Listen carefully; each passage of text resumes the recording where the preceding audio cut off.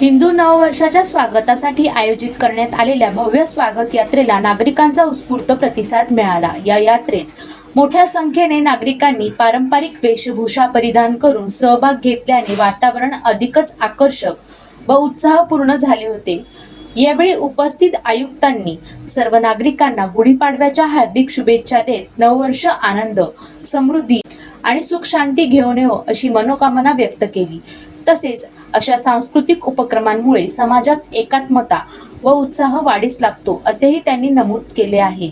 आज सर्वप्रथम मी सर्व नागरिकांना आणि कल्याण डोंबिवली महानगरपालिका क्षेत्रातले सर्व सिटीजन्सला गुढीपाडव्याची आणि नवीन वर्षाची हार्दिक शुभेच्छा देतो।